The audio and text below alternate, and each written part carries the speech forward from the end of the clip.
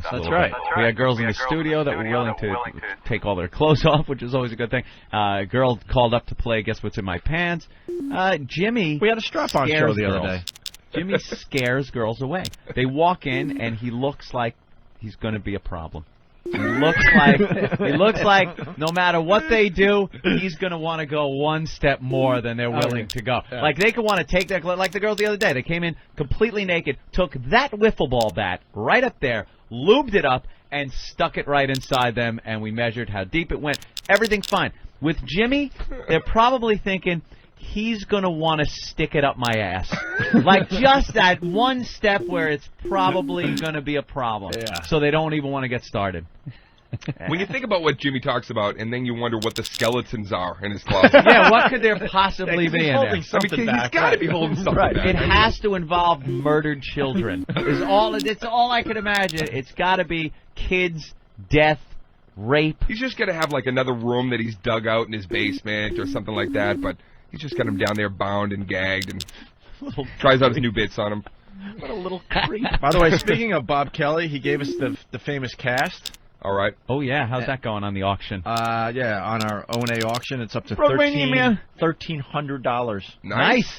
So I broke my knee, man. I broke my knee, man. I broke my knee, man. Hold my hand, man. Dane Cook obviously was there when that happened, filming the Torgasm thing. I've never heard any horrific sound like that in my life. That was just bad. That pop, and when you see the video that goes with it, it's just it's crazy. Bobby he on had the ground, no business playing football. We did. None of us did, man. Here's what was stupid. You could. I'm telling you, we were playing on uneven terrain in like a gravel pit. You know, we're just like, oh, we'll throw a ball around, and then we got competitive. It was not flat like a field. It was really like hilly, and it was just we were dumb. We were dumb. But Bobby tried to, go up and do some kind of he's trying to really Heisman fucking catch. No, Bobby gets crazy when he plays sports. I remember one time I was playing against him, and he wasn't having a good day or something. I had a couple of catches, and he's hilarious. He's just competitive. So he got mad at me. So I just see the look on his face that he wants to take me out on this play. So he came at me, and somehow I was able to push him down to the ground, and he landed on the ground. No. He was so mad that he grabbed 2 handfuls of grass, ripped him out of the ground, and he got up and he just threw them at me. And they went about 90 miles an hour for two inches, and then they went right in front of me. I just remember this black kid who was on my team goes, "Yo, he bugging!" He had to go back to the huddle. He's trying to hit you with like confetti. Oh yeah, he was unbelievable. What is that going to do?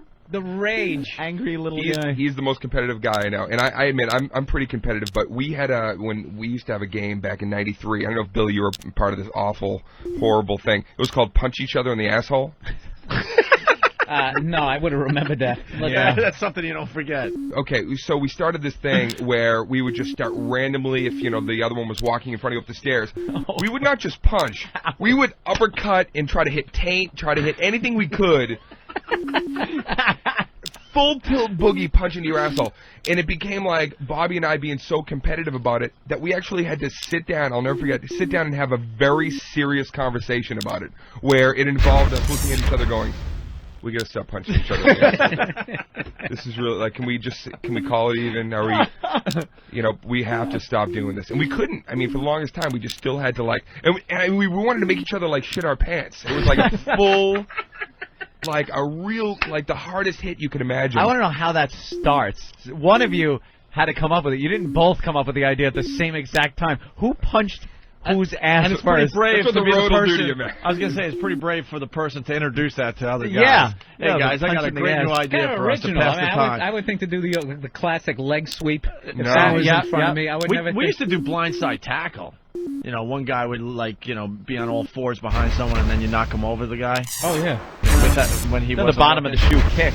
When you're behind somebody and they're walking, they step and kick the bottom of their shoe, and they do like a Nazi goose step with one foot. It goes flying. Or the flat tire where you just step on the back of their shoe and take off their Achilles the tendon. cross check into the locker. Yeah, he'd be looking down for his note. Yeah. Oh, yeah. Those unforgiving metal lockers.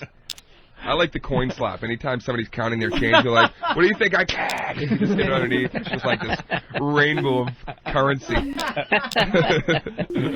You had your guys doing a lot of activities on tour there. I saw the Yeah. Saw the scooter We would have race. slept all day. I mean, that was the thing. It was like, these guys hated me because I'm going, every day we're going to get up, and, just for the sake of filming during the day, because we'd sleep until, the crack They of had some 3. mean things to say Yeah. about you, though, there, Dane. That you were working Oh, them boy. hard in between shows. Horseback riding, what else Oh, did we you guys trashed do? Bob for that shit. Yeah. I opened the for Charlie football. Murphy, but Yep. at no point Oh, that's did what it he was, make right. me do activities. My day was mine. He didn't call me up. Yo, we're playing checkers this morning. Get your ass down here, bitch. It looks like it's going to be a great video when it finally comes out. I was watching the video portion of your package, Jesus, the Dane Cook CD, DVD thing on the way to L.A. with the shorties and the preview for Torgasm. It looks like it's going to be a good thing when it finally Everyone's comes been saying that you got a clip of Bobby laying on the ground. It's something about Bobby with his out. Yeah, knees. just screaming and stuff. Yeah, Yeah, we he have that. snapped his We knee. filmed that, and The scooter race, though. I saw. Who took a dive on that? Was that that you? was me, man. Yeah, that was really nasty. That was day 1, and we had these little electronic scooters, and it was just it's gonna be great. We're gonna be racing again, me and Bobby. Yeah. And And Bobby, very competitive again. sticks his fucking foot right back into my tire. He says he didn't do it on purpose, but if you look, you kind of see him kind of look back, and I think he aimed it so he could jam my tire, and I, of course, went over and cracked. Electric scooters, and Bobby's acting like it's the Road Warrior. Bobby is a winner. He will figure out how Yep. to come out on top. Yeah. He hates to lose. Yeah. Go for him. Very competitive. Yeah, I saw we that, did- I saw we that did clip on activities. Kimmel. That's right. I saw it on Kimmel. Yeah. Is that where that was at? Yeah, Okay. just Yeah. face first. Dude, the it- asphalt. And Dane, you were in Rolling Stone recently. The CD's like selling like crazy. What is it up to now? Because we've all been paying attention. Going, holy shit! The first week it was like what, close to 250,000 copies sold or something like that.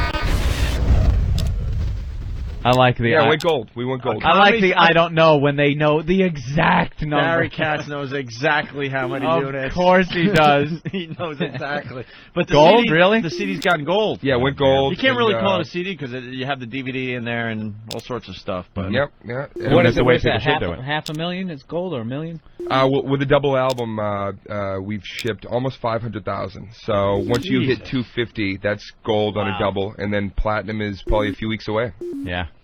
Yeah. that's amazing. I know, I man. sold 3 of my CDs off my website. I bought I'm pretty and I proud- bought pretty- 2 of them. Pretty proud of that. You want them back? It's just amazing because people are just Gonna not autograph them to you. people are just not buying CDs obviously like they used to. So a comedy CD to sell that much, that's just phenomenal. Yeah, somehow the CD, I've noticed that, like I said, in like the last few months, all of a sudden you go to a college and it's like you're holding up like a fucking 8-track. Oh, you were saying that the other day, Yeah, right? yeah.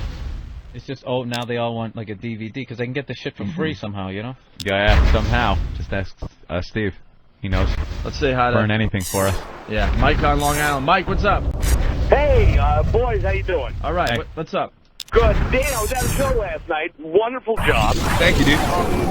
How do you feel when people applaud for bits you're about to do? Oh yeah. All you said was, I went to a party, and the place blew up. Right. I mean, you know what? It's flattering, of course, when people, kind of hear their, you feel like a little like Bon Jovi. It's like, you guys know Bad Medicine, and everybody just starts. But that's why, dude, I like to kind of, I always try to improvise with stuff and really not really know exactly where I'm going with it, because at least that makes it interesting. If you've heard the bit before, there's something in there you're like, oh, I never heard that part, or it takes on kind of a new energy with every crowd. But it's cool, man. It's definitely. I did that one bit last night where I threw the mic out and they finished the. I did the setup and then they finished the punch, and that was. I've never really done anything like that. Wow. That was kind of wild. Yeah. We've talked to Brian Regan about that. He goes, it's frustrating when people are yelling out the punchline of jokes. Saying, cup of dirt, do cup of dirt. And Brian's like, well, that's the punchline. punchline. All right, I'll do it. Big yellow one's the sun. Yeah, exactly. Yeah, it's weird. I mean, even like I know, I was reading all those things with Chappelle before he went into hiding, where it was like people were just coming in, I'm Rick James, bitch, and it's like, Yeah, that must have just been all over the place. it's a blessing and a curse, because you dream as a comic of doing something that people actually give a shit about quoting at all, and so you want that your whole career, and then when they do it, you realize, oh man, it's sometimes it can throw off the flow of the show, but at this point. I'm digging it. Well, you gotta be, and I it's roll great with to be huge and on top like that. Are you thinking about something like burnout or overexposure, shit like that, where you go, You know, what do you do about that? I'm just at this point. Really, things are just starting to roll. So I'm certainly Enjoy not. the ride, yeah, yeah. I'm just whatever. I got to take it right to the end. He's going into movies next. Is that it? Yeah. Do some flicks. Any offers? He'll be the Yeah, next. yeah. He'll be the next guy that just leaves his comedy behind and Never leave comedy behind. and does the man. movie thing. No, I definitely am going to start doing some more flicks, but Awesome. comedy is. How many comedy's- lame offers have you had for like sitcoms and movies that are just like, stop it? Here's the worst pitch I ever had. A guy brought me in a few years ago, and he goes, "We're really excited. We want you to do this shit." I'll never forget. Look at it. I wanted to fucking kill you, man.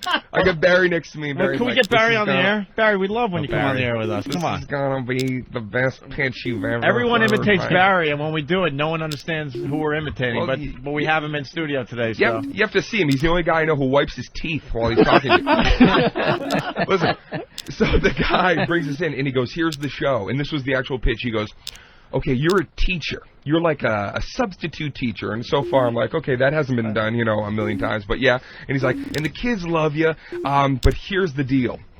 You're magic." And I'm like, "Okay, I do magic?" He goes, No. You're magical. You're Mr. Whiz. That was the name of the show.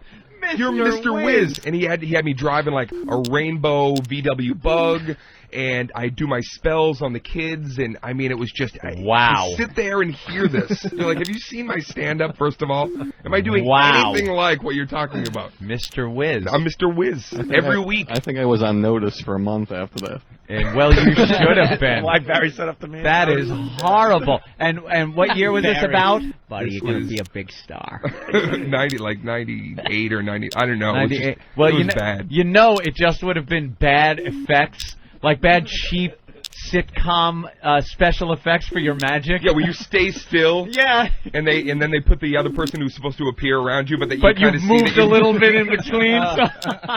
Some awful time slot. You're on right after Sabrina, the teenage witch. That's your lead-in. You've made two of yourselves, and you have to talk to each other, and there's got to be a wall line between the two of you There's always a where they talking, superimpose you. talking animal. I got like a llama as a pet, and he's got those real creepy mannequin eyes. And Wow, that is a bad pitch. I've Ooh, heard you them all. gotta think people are joking at first when you sit there and they come up with these pitches, and you're like, all right, this is a joke. They're doing some kind of a punked show or something. I actually, I had some guy pitch something to me a few months ago, again with these guys, and I thought they were fucking with me. I really, really thought. Yeah, this is sometimes you get guys who pitch and they have phenomenal ideas and they've actually written and produced and they're million-dollar things that have gone on, but they are so nervous when they pitch that they look like they're having a seizure when they're pitching. That was the